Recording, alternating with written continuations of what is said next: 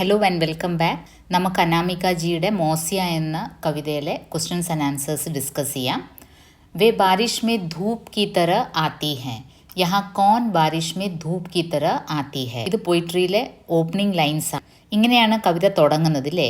വേ ബാരിഷ് may Dhoop കി തര ആത്തി ഹെ. കോൺ ആത്തി ഹെ ബാരിഷ് may Dhoop കി തര? മോസിയ. മോസിയ ബാരിഷ് may Dhoop की तरह आती है. और ये പ്രസ്തുത് പങ്ക്തി का कवि कौन है? അനാമിക. കണ്ടംപററി റൈറ്ററാണ്, ഇപ്പോഴും എഴുതിക്കൊണ്ടിരിക്കുന്ന കവയിത്രിയാണ് അനാമിക. പെഹലി മിത്ലി की खबर पाकर മോസിയ क्या क्या लेकर आती है. പെഹലി മിത്ലി, മിത്ലി എന്ന് വെച്ചാൽ ആദ്യമായിട്ട് വൊമിറ്റ് ചെയ്യുന്നത് എന്ന് വെച്ചാൽ ഒരു pregnant woman first time vomit ചെയ്യുന്ന ആ ഒരു അതിനെയാണ് പെഹലി മിത്ലി എന്ന് പറയുന്നത്. उसकी खबर पाकर मौसिया क्या क्या लेकर आती हैं. पहली मितली की खबर पाकर मौसिया हाथ के बुने स्वेटर, इंद्रधनुष, तिल के लड्डू और सघोर की साड़ी लेकर आती हैं. ओके.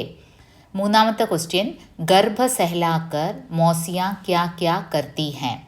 गर्भ सहलाकर मौसिया झूला झुलाती हैं, ग्रह चक्र, बिस्तर और उदासियों की रपट അഥവാ ഖബർ ലേത്തി ഹെ. ഗർഭ സെഹലാക്കർ, അപ്പോൾ ഒരു പെൺകുട്ടി ആദ്യമായിട്ട് പ്രഗ്നൻ്റ് ആവുമ്പോൾ ഈ മോസിയ കുഞ്ഞമ്മമാർ വന്ന് എന്തൊക്കെ ചെയ്യും? ഝൂല ഝുലാത്തി ഹെ, ഊഞ്ഞാലാട്ടിക്കുക. പിന്നെ ഗ്രഹചക്ര, വീട്ടിലെ വിശേഷങ്ങൾ. ബിസ്തർ ഓർ ഉദാസിയോം കി രപ്പട്ട്, എന്തെങ്കിലും വിഷമങ്ങളുണ്ടോ, എന്തെങ്കിലും വിവാഹ ജീവിതത്തിൽ എന്തെങ്കിലും ടെൻഷൻസ് ഉണ്ടോ, അല്ലെങ്കിൽ ഗൈനിക്കായിട്ട് എന്തെങ്കിലും പ്രോബ്ലംസ് ഉണ്ടോ, അതിൻ്റെ എല്ലാം റപ്പട്ട് മീൻസ് റിപ്പോർട്ട് എടുക്കുക. നമ്മളൊരു ജേർണലിസ്റ്റ് റിപ്പോർട്ട് എടുക്കുന്ന പോലെ മോസിയ കുഞ്ഞമ്മമാരെല്ലാം ചോദിച്ചറിയും, മൈന്യൂട്ടായിട്ടുള്ള കാര്യങ്ങളും ചോദിച്ചറിയും.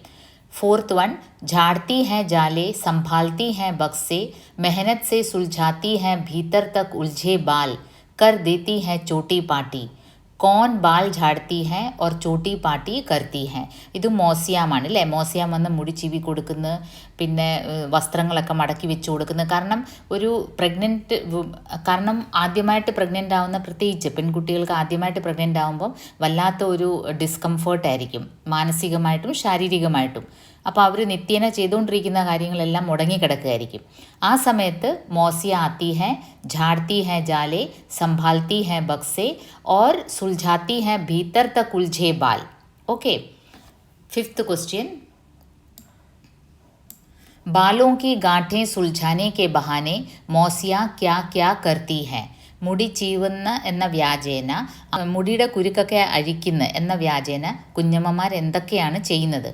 बालों की गांठें सुलझाने के बहाने മോസിയ സുൽझാത്തി ഹെ ജീവൻ കി ഗാഠേं. ജീവിതത്തിലുണ്ടാവുന്ന, ലൈഫിലുണ്ടാവുന്ന വിഷമങ്ങൾ, തടസ്സങ്ങൾ അതെല്ലാമാണ് അഴിക്കുന്നത്. മുടിയുടെ ചുരുളഴിക്കുന്ന പോലെ മുടി ചീവുമ്പം മുടിയുടെ ആ കെട്ടുകളെല്ലാം അഴിയുന്ന പോലെ ജീവിതത്തിൻ്റെ കെട്ടുകൾ അഴിക്കുകയാണ് മോസിയ ചെയ്യുന്നത്. 20वीं शती की कूड़ा गाड़ी खेत से कोड़कर जीवन की कौन कौन सी ज़रूरी चीज़ें ले गई. 20वीं शती की कूड़ा गाड़ी लेती गई खेत से कोड़कर अपने जीवन की कुछ ज़रूरी चीज़ें जैसे मौसीपन, बुआपन, चाचीपन थी, അമ്മാഗിരി, മഗ്ന സാരെ ഭുവൻ കി. എന്തൊക്കെയാണ് 20th സെഞ്ച്വറിയിലെ കൂടാഗാടിന്ന് വേസ്റ്റ് വണ്ടി പറക്കിയെടുത്തുകൊണ്ട് പോയത്? മോസീപ്പൻ, കുഞ്ഞമ്മമാരെയും അപ്പച്ചിമാരെയും. ചാച്ചി ആരാണ്? അച്ഛൻ്റെ ചേട്ടൻ്റെ ഭാര്യ.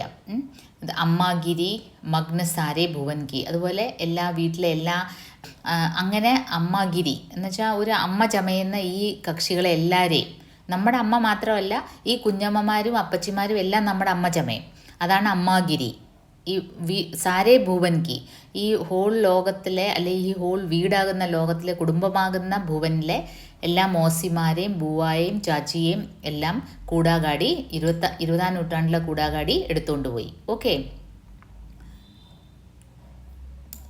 मौसिया कविता में अभिव्यक्त विचारों का उल्लेख कीजिए. अनामिका जी की कविता मौसिया आज के आधुनिक जीवन में छूटती जा रही रिश्तों की अहमियत को दर्शाती है.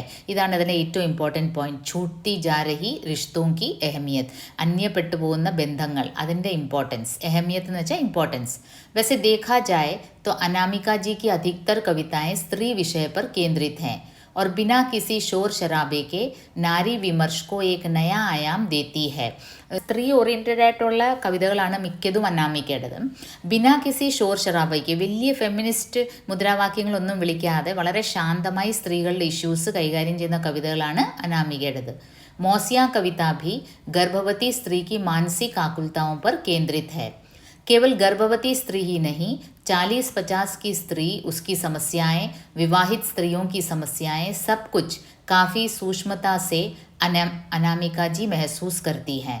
पुराने ज़माने में रिश्तेदारों का आना जाना अक्सर होता रहता था और बात बात में ही स्त्रियां अपनी घरेलू एवं वैवाहिक परेशानियां आपस में कहती थी और समस्याओं का हल भी निकल आता था. പണ്ട് കൂട്ടുകുടുംബമായിരിക്കുമ്പം സ്ത്രീകൾ പരസ്പരം എല്ലാ വിഷമങ്ങളും പരസ്പരം കൈമാറുമായിരുന്നു. പക്ഷേ ഇപ്പം എല്ലാ ഒറ്റപ്പെട്ടു പോയ സ്ത്രീകൾക്ക് ഒരുപാട് ഡിപ്രഷനുണ്ട്.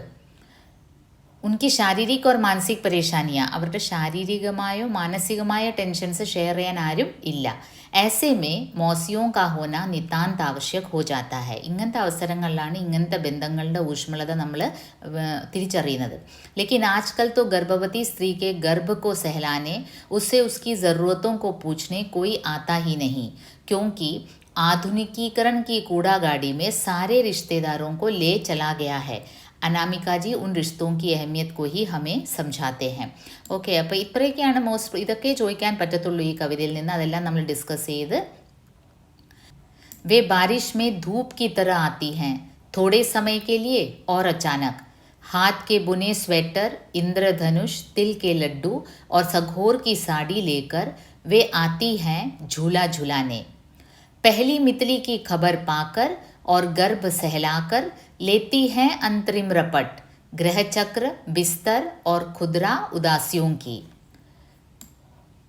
झाड़ती हैं जालें, संभालती हैं बक्से, मेहनत से सुलझाती हैं भीतर तक उलझे बाल. कर देती हैं चोटी पाटी और डांटती भी जाती हैं कि रे पगली तू किस धुन में रहती है, कि बालों की गांठें भी तुझसे ठीक से निकलती नहीं. बालों के बहाने वे गांठें सुलझाती हैं जीवन की, करती हैं परिहास, सुनाती हैं किस्से और फिर हंसती हंसाती दबी सधी आवाज़ में बताती जाती हैं चटनी, अचार, मूंगबड़ियाँ और बेस्वाद संबंध, चटपटा बनाने के गुप्त मसाले और नुस्खे. सारी उन तकलीफ़ों के जिन पर ध्यान भी नहीं जाता औरों का.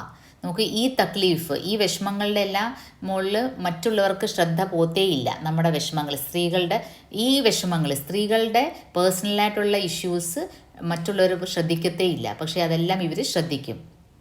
आँखों के नीचे धीरे धीरे जिसके पसर जाते हैं साए और गर्भ से रिश्ते हैं महीनों चुपचाप खून के आंसू से. 40 के आसपास के अकेलेपन के उन काले कथई चक्तों का मौसियों के वैदक में एक ही इलाज है. ഈ പാസേജ് 40 വയസ്സ് കഴിഞ്ഞ മീനോപോസ് സ്റ്റേജിലെത്തിയിരിക്കുന്ന സ്ത്രീകളുടെ വിഷമങ്ങളാണ് പറയുന്നത്. ഹസി ഓർ ഏക് ഹി ഇലാജ് ഹെ ഇസ്കെ ലിയെ ഭി, ഹസി ഓർ കാലി പൂജ. അപ്പോൾ ഗർഭവതിയായ സ്ത്രീകളുടെ മാത്രമല്ല, പ്രായമായ കുടുംബത്തിലെ സ്ത്രീകളുടെ ഇഷ്യൂസിനും ഒരു പരിഹാരമുണ്ട് ഈ മോസികളുടെ കയ്യിൽ. वो क्या है उनका, അവരുടെ കയ്യിലുള്ള പരിഹാരം എന്താണ്? ഹസി ഓർ കാലി പൂജ. और पूरे मोहल्ले की अम्मागिरी. 20वीं शती की कूड़ा गाड़ी लेती गई खेत से कोड़कर अपने जीवन की कुछ ज़रूरी चीज़ें जैसे मौसीपन, बुआपन, चाचीपन थी, अम्मागिरी मग्न सारे भुवन की. ओके.